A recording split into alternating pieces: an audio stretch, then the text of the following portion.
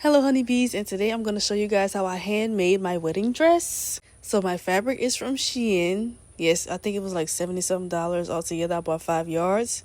And my base dress is also from Shein. That too was 70 something dollars. And the spiral structure you guys see is from Taylor Accessories. It's based in Nigeria. These people are so nice and so patient. I highly recommend them. I love them. I will be ordering again because I want to make another dress. So I'm going to be showing you guys how I made this all come together. So first, I'm going to take my sparkle fabric and I'm going to cut it and fit it and pin it as close as I can to my dress. And that's just making sure it's flat, it's no spaces. I used 1,000,000 pins at a time, and it is definitely necessary. Here is a close-up on how much I pinned this fabric to this dress, because y'all don't understand. You do not want no pockets, no loose fabric. You don't want anything. You want it to just be as perfect as possible. So I did use 1,000,000 pins, and now here is a close-up of me sewing my fabric. So I really started from the top, and I just remembered to finally flip my camera and record while I'm sewing. And yes, I look a mess. Got a move, twist, all that. But I am focused. I am sewing this all together. And this is how it looks with one side done. I successfully completed one side of my dress. I was happy. I got the hang of it. It did take a little minute, but I was able to really get the hang of sewing it together. So now, this is just, showing you guys how it looks. Now, this is how it looks after I finished the front of my dress.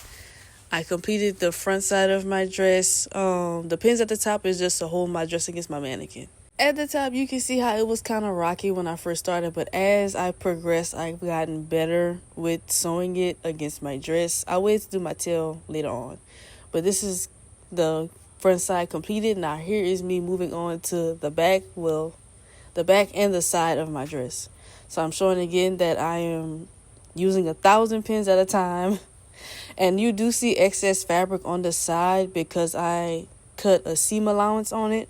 And I didn't want to cut too much off of it too soon. So I want to leave a lengthy amount of seam allowance. And this is me showing you guys how I used that seam allowance and folded that fabric against my dress and pinned it together. That way, whenever I put it on, it doesn't open up as much. But it did open up, as you can see in this picture. But I mean, hey, it's my first time making a dress. You live and you learn. So I know next time, I know the mistakes I made this time. When you do sew fabric on a base dress like this and not a corset, it does make the fabric much more tighter. So I know next time that I need to cut more of a seam allowance.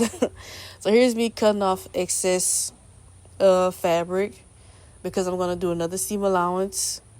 I'm going to fold it right where the zipper is and sew it onto the dress. So as you can see, yes, I'm folding it right where the zipper is, and I'm pinning it down. That way it doesn't move, it doesn't flap. I can keep it together and I can sew it all properly. Now here is the dress fully completed. Well, the top of my dress fully completed, fully sewed together with the fabric.